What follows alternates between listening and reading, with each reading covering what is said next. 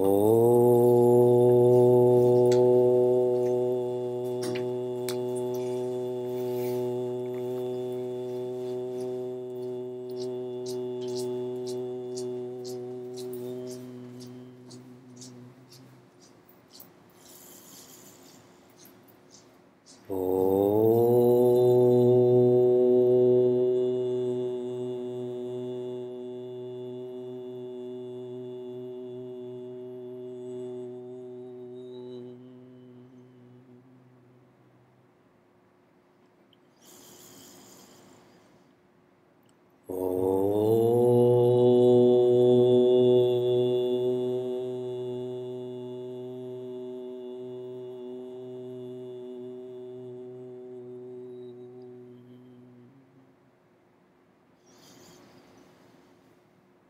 Om Vakratunda Mahakaya Suryakoti Samaprabha Nirvignam Kuru Me Deva Sarvakaryeshu Sarvada Saraswati Namastubhyam Varade Kamarupini Vidyarambham Karishyami Siddhir Bhavatu Me Sada Gurur Brahma Gurur Vishnu Gurur Devo Maheshwaraha Gurudeva Param Brahma Tasmai Shri Gurave Namaha.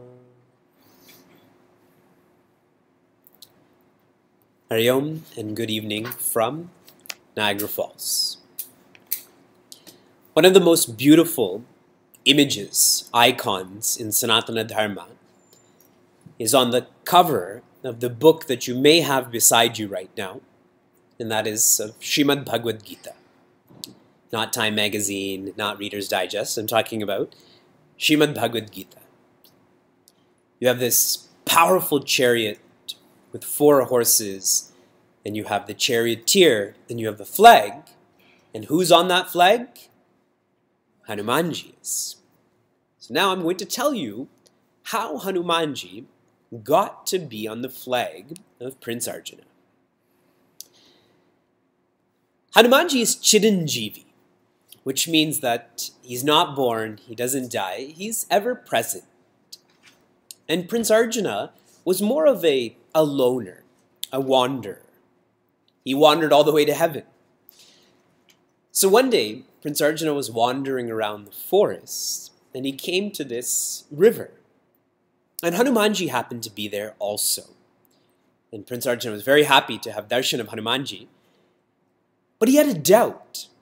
He asked Hanumanji, why did you and Jambavan and so many other people, why did you have to build this bridge to go from Bharat to Lanka?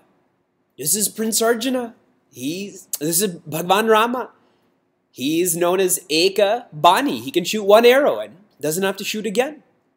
Why did he just build a bridge of arrows? And Hanumanji goes on to say that it couldn't hold the weight of all of the animals, all of the weapons that were going to go across. And Prince Arjuna said, maybe Bhagwan Rama wasn't that great.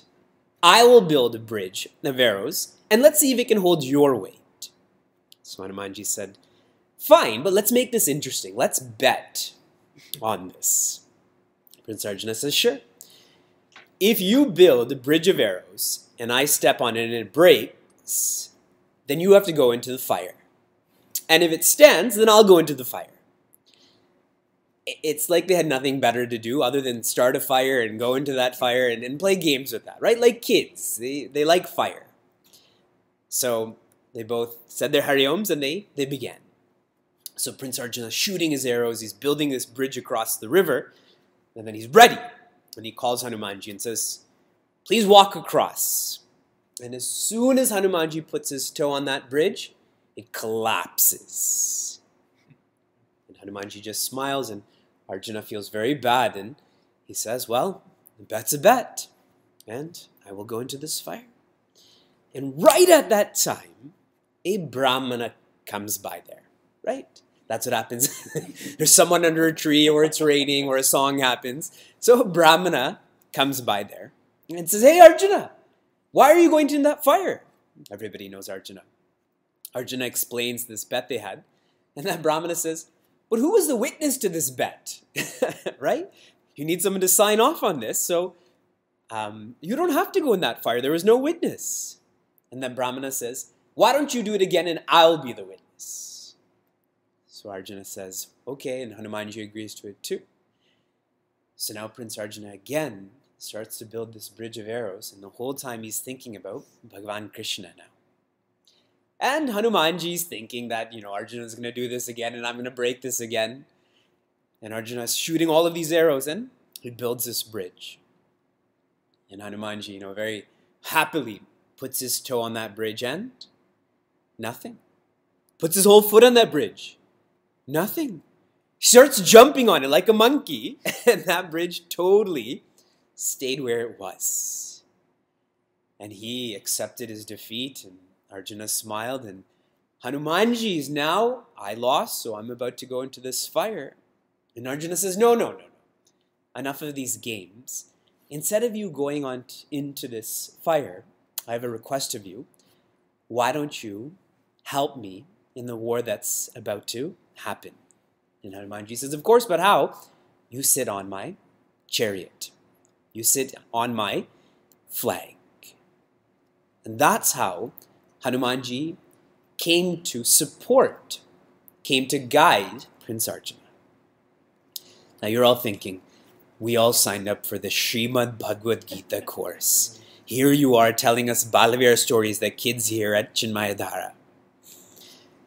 You see, Arjuna lost, and then Arjuna won. When Arjuna lost, he lost because of his ego. He was thinking about lowering Lord Rama, correct? And Hanumanji was thinking about Lord Rama being very high. And when he lost, then that Brahmana came and gave him a second chance. And now the second time he built the bridge, who was he thinking about? Bhagavan Krishna. He wasn't thinking about his abhiman, his ego. And Hanumanji, we can't say he has an ego, but he forgot Lord Rama. He was taking him for granted, and that fell. In this small narration, we learn how to be a good winner and a good loser. And both are going to happen. And as long as the ego is present, we will always be losers. And as long as our Bhagavan is present, we will always be winners. And connecting this to what we're studying in this present portion of Srimad Bhagavad Gita, we are trying to extract suffering from our experiences.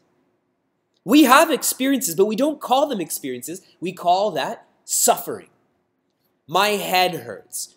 My kids don't listen to me. Work is too hard. My professional work, my errands. So they're not experiences, it's suffering. But what we're trying to do is to extract that suffering so that they are experiences. And what this looks like then is you stop having regrets and you start learning.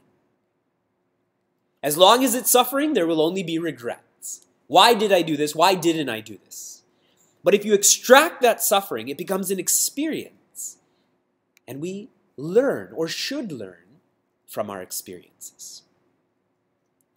And for all of our advanced Vedanta course students, the Ram, or the Ram that I gave you, the reflection adventure of the month, the Ray I gave you, the reflection adventure of the year was to reference the advanced Vedanta course every day.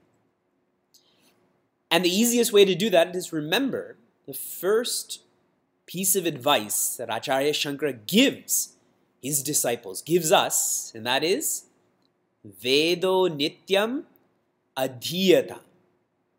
And that doesn't mean read the scriptures daily. It means remember, to reflect on knowledge, on development, always, Nitya.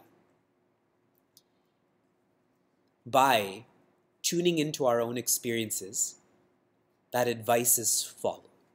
But if you don't tune into your experiences, you only focus on suffering, and this is just advice that comes and goes.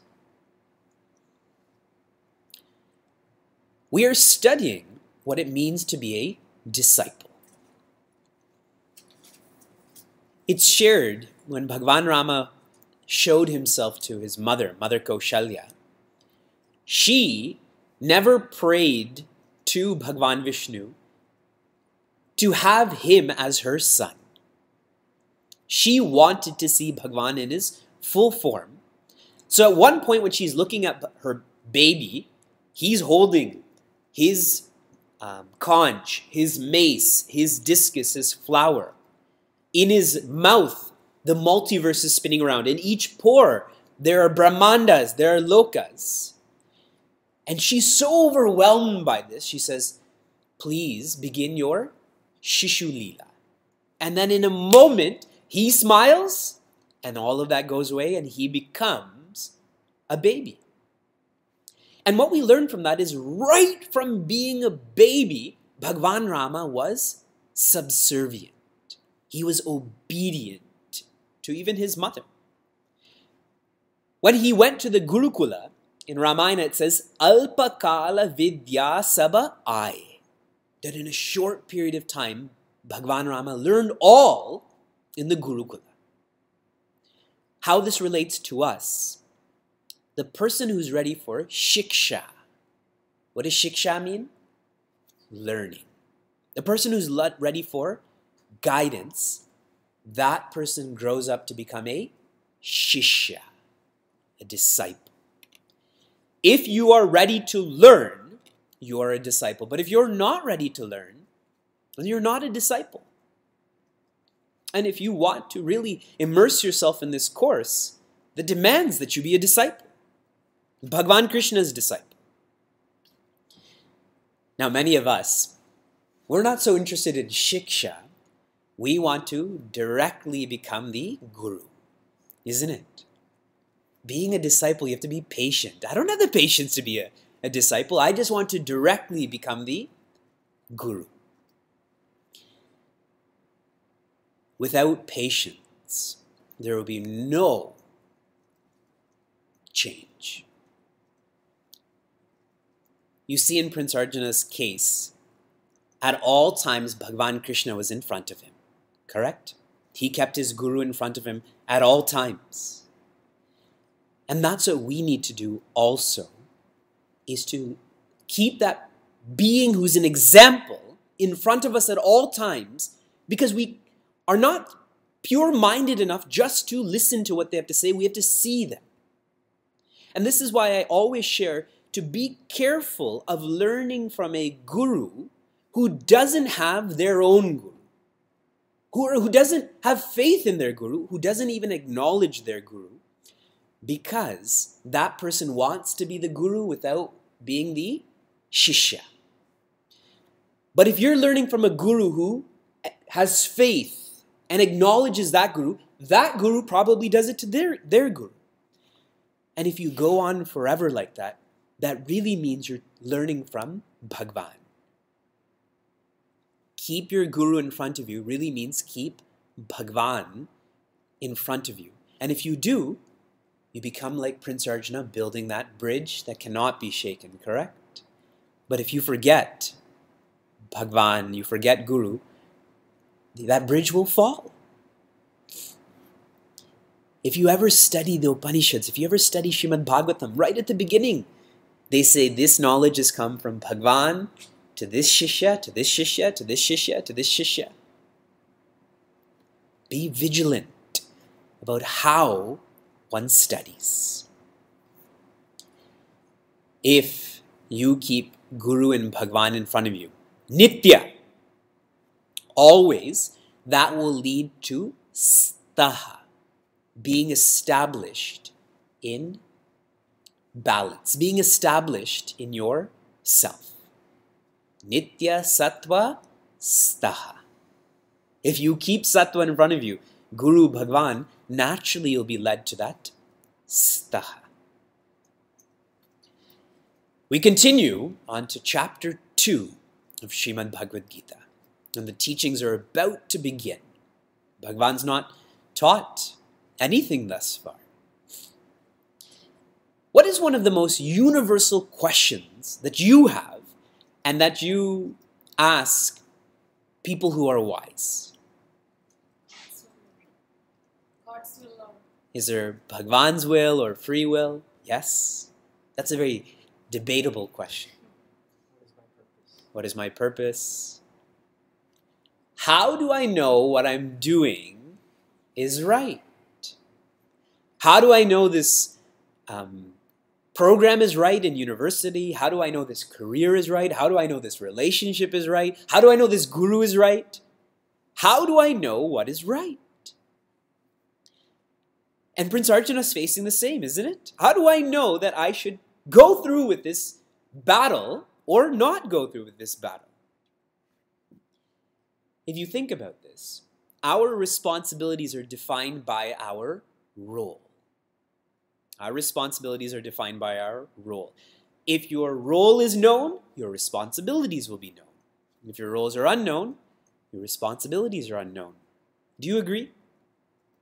Of course. Whether it's a corporation, whether your role changes from being a bachelor or bachelorette to being a married person, correct? Role changes, responsibilities change also. You see with Swami Tejomayananda and Swami Srupananda, roles have changed, correct? Responsibilities have changed. Look at how happy Guruji is, and Swami Srupananda is also trying to be happy.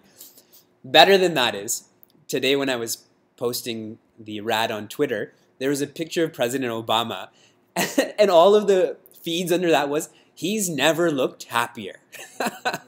Now that his roles have changed, he's never looked happier.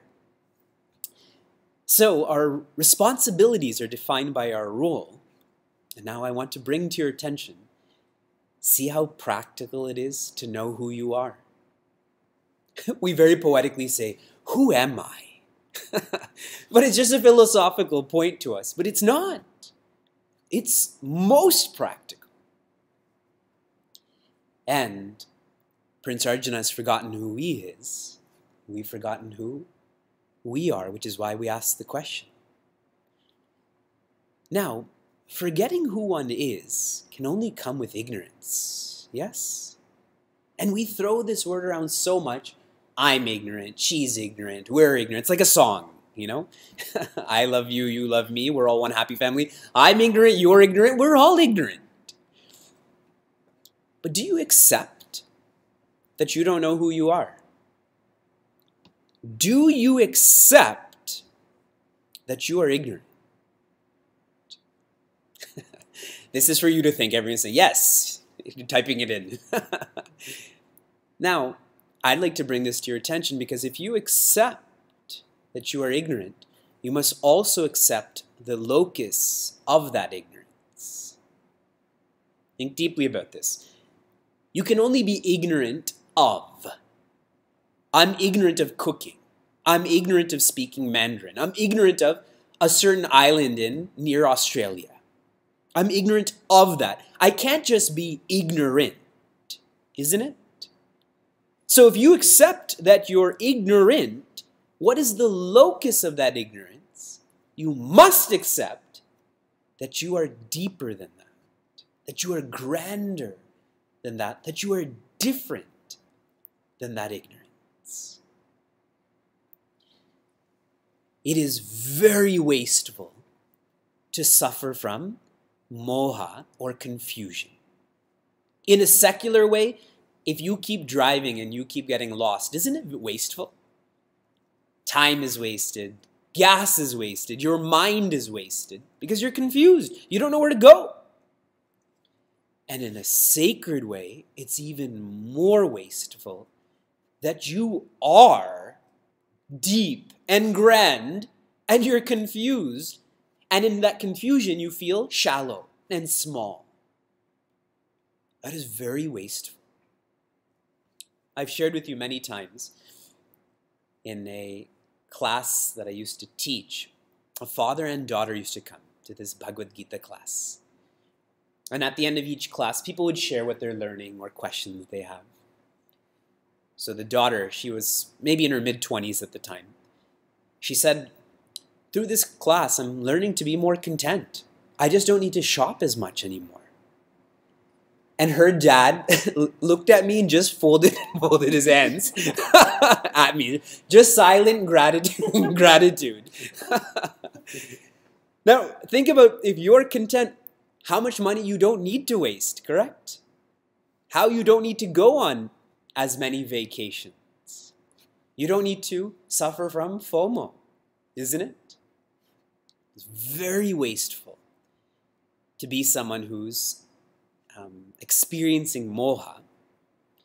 So we have to address that ignorance. If you don't address ignorance, how will it go away? If I never study Mandarin, do I just think I'm going to get older and one day I'm just going to start speaking Mandarin? If I don't learn how to cook, and I'm not going to learn how to cook, if I don't learn how to cook, then how will I ever become a better cook? We have to address the ignorance. So now you think about your day to day. Did you address ignorance? Did you become more clear about who you are? When you went to work today, did you address ignorance? When you were stuck in traffic today, did you address ignorance? When you were putting your kids to sleep, did you address ignorance? When you were meeting with your guidance counselor in university, did you address ignorance? We all are here to study, to let go of our ignorance, so that our role is clear, so our responsibility is clear. But is it nitya? Or is it only on Tuesday evenings from 8:30 to 9:30, and then Fridays when you have to fill in that questionnaire? That's when it's not even moha, it's shoka at that time.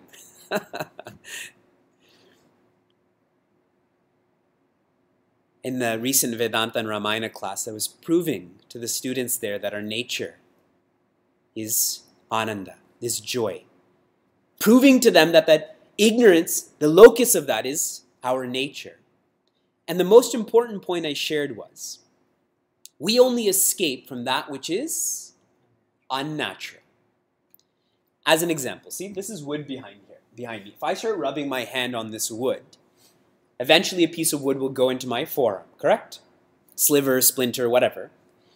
And because I'm relatively healthy, what will my body start to do? Reject it. White blood cells, red blood cells, antibodies. And if I do nothing, in time it will just naturally get pushed out. Yes? Okay. Now the muscles, the bones, the flesh, the arteries, the veins, all of that has been in my forearm for decades. It's not being pushed out. It's not fighting against each other because it belongs there. It's natural, correct? When you experience a lot of stress in your day, do you embrace that? I wish I had more stress today. When you have a lot of fear, is it that you try to immerse yourself in that more? Or you turn the light on, you run away, you talk to someone? Every vice we try to escape from because you're not vicious. Every virtue you try to embrace because you are virtue. And if you extrapolate that more, we don't want any sort of joy that is conditioned by space-time matter. I was going to say management. Matter. We want independent joy. We want infinite joy because that's who you are. Our acharyas, like Swami Vidyaranya, he says this is all a nataka. Nataka means drama, play. And in this nataka, everyone has a role, correct? Sometimes your role is to be an argumentative person, sometimes a listener, sometimes someone who's giving birth, sometimes someone who dies. This is all a nataka. Now, if you've ever been an actor or an actress, did you ever forget that you were acting? If you think of Balavihar students when they put on plays, and they love to be people like Narasimha and Hiranyakashipu. Nobody wants to be Vamana Avatar or Bhagwan Rama. They want those really exciting roles. Do they forget who they are? They're always looking at you, their parent, correct? They're always waving. Narasimha's supposed to be so mean, but they're waving at you over there. They don't forget that you're there. You're their parents. And because of that, they act well. But if you forget that you're just acting, you stop acting well. In our language, we would call that as adharma. And where there's adharma, there is bhaya or fear, there is shoka or sorrow, there is moha or confusion, delusion, ignorance.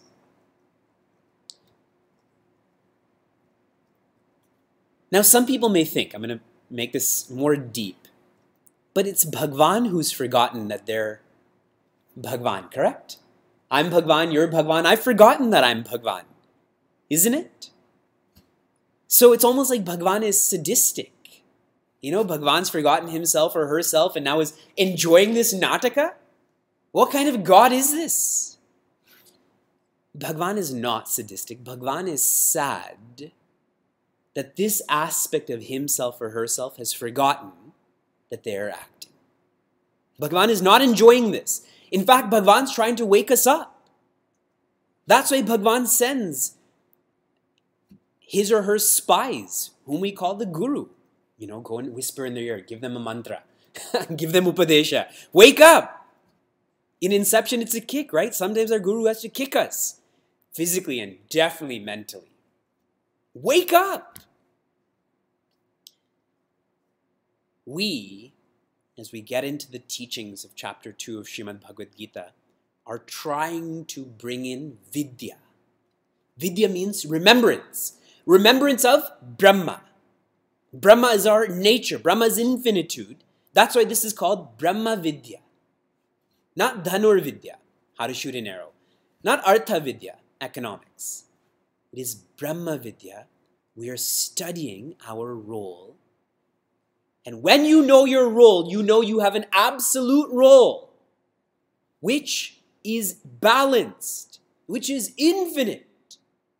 And then you also have a relative role, which is based on your form and your name.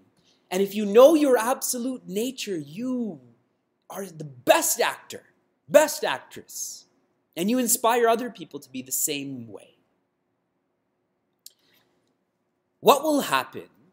I'm on section 2.3 now. What will happen if you know who you are? The first shloka in which Bhagavan Krishna teaches is shloka 11 of chapter 2. And he says, Ashochan. Ashochan. Shochan is like, I'm forgetting the word. Bhayamoha shoka. Shoka is the word I'm thinking about. And if you put the A there, shoka means to suffer, which means not suffering. And the last teaching happens in shloka 66 of chapter 18. He says, Ma shuchaha. Ma means no. Shuchaha again means suffer. So right at the beginning he says, do not suffer. At the end he says, do not suffer. He's teaching us that our nature is ananda. You are what you're seeking. Whenever you're agitated and then you watch television, you eat something, you get 100 likes on your Facebook post, whatever it is, and all of a sudden that agitation goes away. Do you really think it's the 100 likes on Facebook that was the source of that joy? For someone who gets 10,000 likes for everything they post, you know, like certain presidents, then 100 is an insult, isn't it? What happens is that the mind becomes quiet. And when the mind is quiet, it's like water that doesn't have waves in it. Then you can see yourself. How beautifully this is shown in Kung Fu Panda 2. When Po gets to really see who he is when that water becomes still. And at the beginning of the movie, Master Shifu is teaching him inner peace, inner peace, inner peace. Where is inner peace? Outside. Can I get a piece of that inner peace? But slowly he learns that inner peace is knowing who you are, and you are Ananda. We are trying to bring Vidya of Ananda, and in Arjuna's context, he forgets his nature not because of Bhishma. not because of Drona, not because of his family, not because it's hot outside. That context is incidental. If Arjuna was a musician, where would he be? In some sort of orchestra, right? With the big crowd there. If Arjuna was a pharmacist, what would he be? You know, the shipments come in, I can't read these labels, these people are pressuring me about this. It's incidental. Because some people think it's because it's about killing and family. Some people would be happy in that context, isn't it? The context is incidental. Bhagavan Krishna is working on his content. And so here's how he begins. Working on reprogramming his software. There's a virus there. Bhaya, shoka, moha. Or bhaya, moha, shoka, sorry. Fear, confusion, sorrow. And he starts reprogramming in the most intense way, which is from the perspective of jnana. What did I say jnana means? That which makes you quiet is jnana. So anything you study that makes you independently quiet, jnana. And if it doesn't make you independently quiet, it's information. It's not knowledge. Don't call it knowledge then. All of the definitions in life that we know of, like knowledge, love, empathy, through such courses, you need to bring those words up here. Don't pull those words down to your convenience. Lift yourself up to jnana means that which quietens me. So, have I studied any jnana? Maybe not. Jnana. Arjuna is ignorant of Ananda, so Bhagavan Krishna brings in jnana. He's trying to quieten Arjuna's mind to see who he is. And he begins by saying, okay, I'm going to bring what I think is logic. You may think it's not. Can infinity be created? Yes or no? Infinity created? Think mathematically. Combinations and permutations of finite numbers. Can it create an infinite number? If infinity cannot be created, infinity can also not be destroyed, correct? What can destroy infinity? It can't be infinity because infinity still remains, correct? And it can't be the finite. How can that which is finite destroy that which is infinite? Not created, not destroyed. So what is infinity?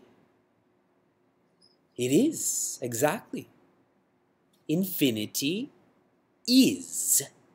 It is not subject to birth and death. Bhaya, moha, shoka, fear, confusion, sorrow. What is one of your fears? Fear of death, isn't it? But now we just said that death is not possible, correct? If you identify with the Atman, that which is closest, it cannot be born, it cannot die. And if you were reading the lesson, you may have been confused by this, so I'm going to explain this. In one shloka, Bhagavan Krishna shares, space cannot be cut by it. You know, a sword cannot cut it. Space cannot be wetted by water, cannot be burned by fire, cannot be dried by air. Do you agree? If I take a knife from our kitchen and start cutting, I start going like this, does this space get cut up? When a volcano erupts, does the space on top of that volcano, does it get burned? Those grosser elements, the sword represents earth. Earth, water, fire, and air cannot touch space. You're all with me? Cannot touch space because space is subtler.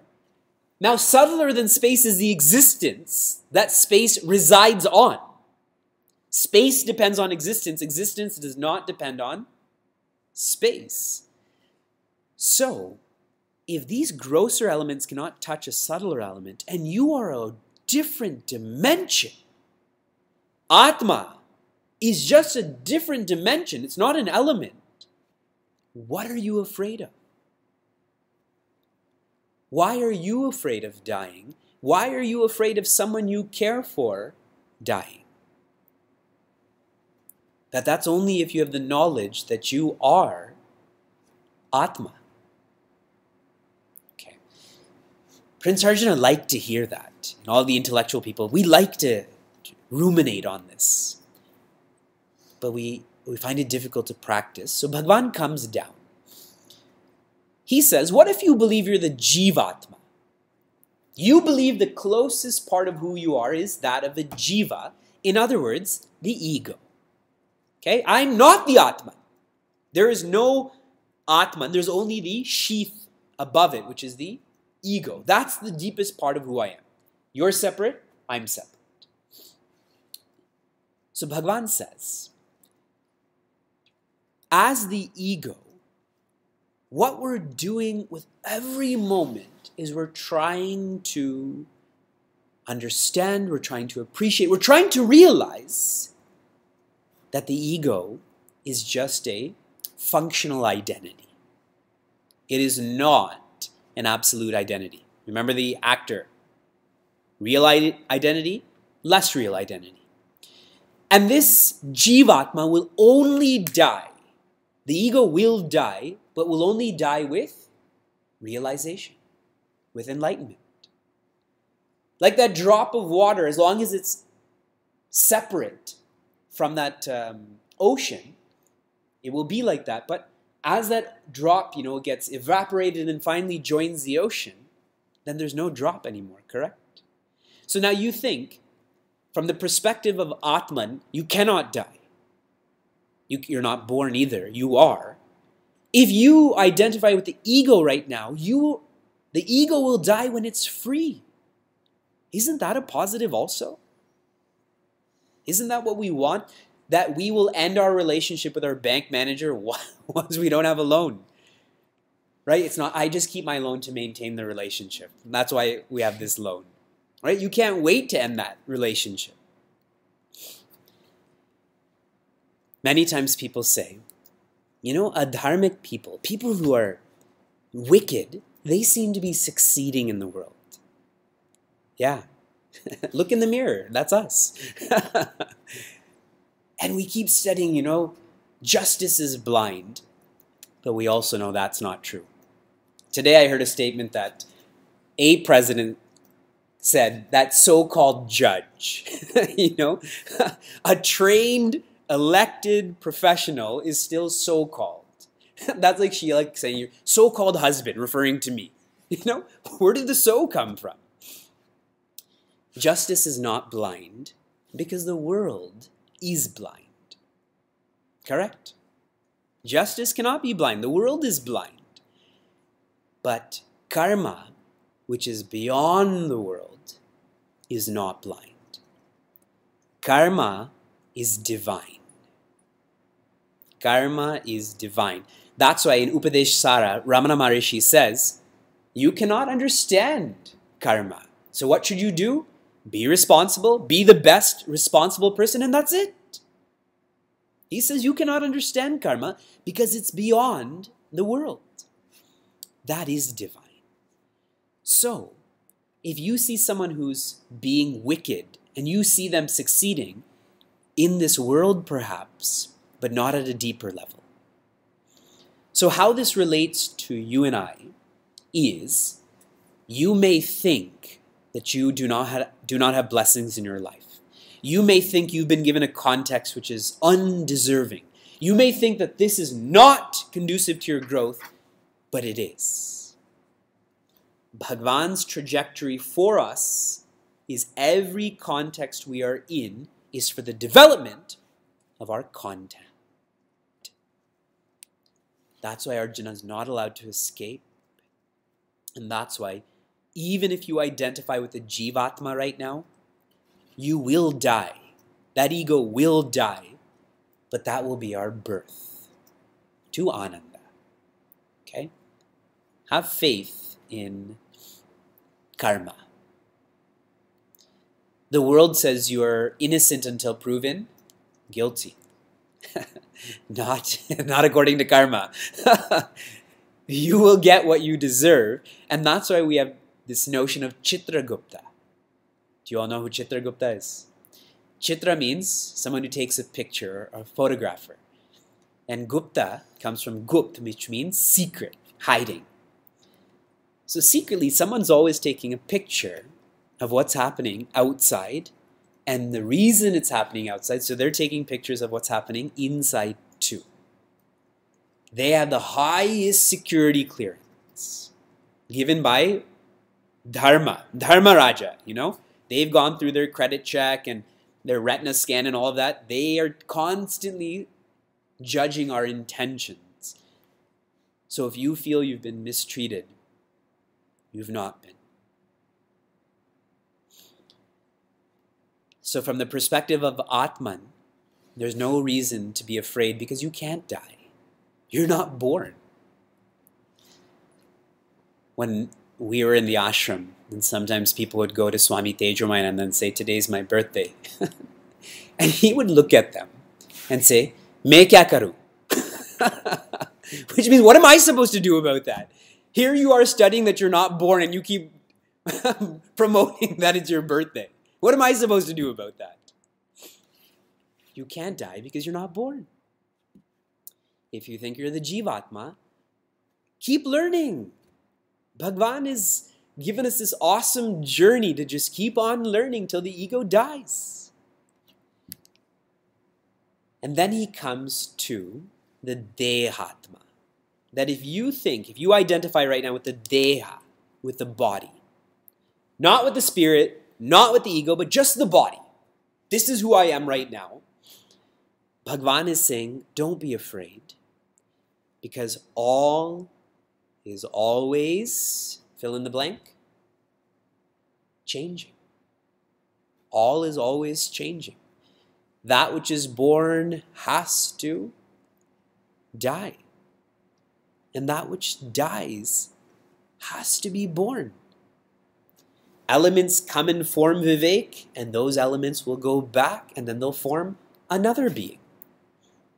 Anna, that which is eaten, and then that which eats. First you eat food, then you become food. All is always changing. Why are you afraid of dying? If all always didn't change, how would we grow? You're born as an infant, period. Now you just don't change from there. You do not grow. How will we experience the diversity of taking a driver's test? Right? There's so much stress and joy that comes with driving, as an example, or exploring different countries, studying in the Bhagavad Gita course. You're all thinking, you went from driving tests and traveling, and then you put in the Bhagavad Gita course. This is how we grow, is through such change. And earlier, Gaurang uncle was saying, he was talking about titiksha. And titiksha comes from tapa, which means to burn. And he gave the example of gold. The gold that you're probably wearing right now is 24 karat. Because you're probably of an Indian origin, so 24 karat, right? That's like your middle name. And if not, 22 karat or whatever. If you asked a male about it, if you asked me about a typical male about how many carats their gold is, what are you talking about right now? Isn't gold gold? Isn't the gold Rolex that you can buy for $15 also gold? For that gold to become 24 carats, it comes with a lot of garbage, right? Or other ores, stone, earth. And how do they make it 24 carats? They just keep heating it and heating it and heating it till it becomes pure. Imagine the changes we go through, that this is all tapa. Physical changes, financial changes, social changes, emotional changes. And physically we get it when we're kids. My teeth come in so I can enjoy different types of food. We get it from going from an infant to a kid, but then puberty. Right? Then all of a sudden it's less useful, but you have to go through puberty for so many reasons. And on and on and on. So even if you think you're the body, there's no reason for fear, because this is going to happen.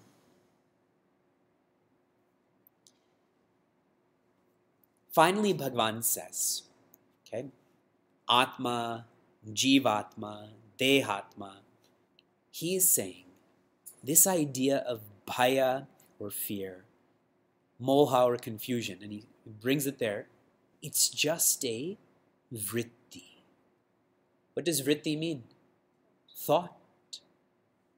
Fear, confusion, and sorrow is just a thought. Now, if I apply the limitation of time, how long do thoughts last? How long do thoughts last? How long do thoughts last? As long as you want them to, correct? By nature, they're kshanika.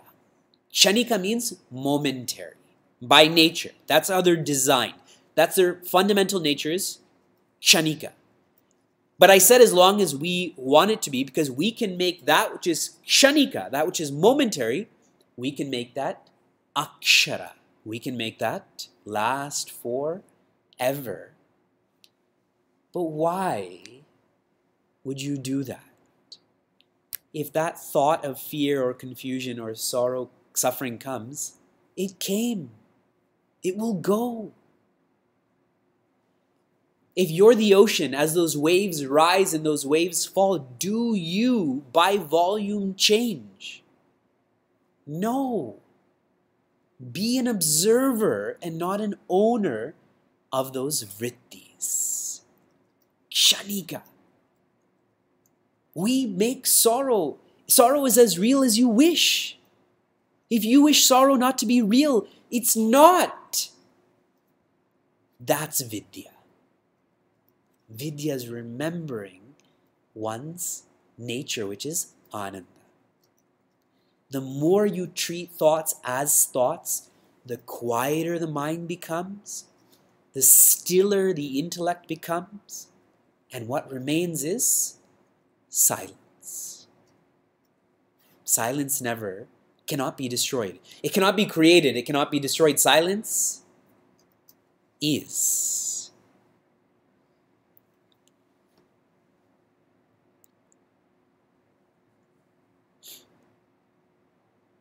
This is a spiritual solution to a worldly problem. This is the only solution.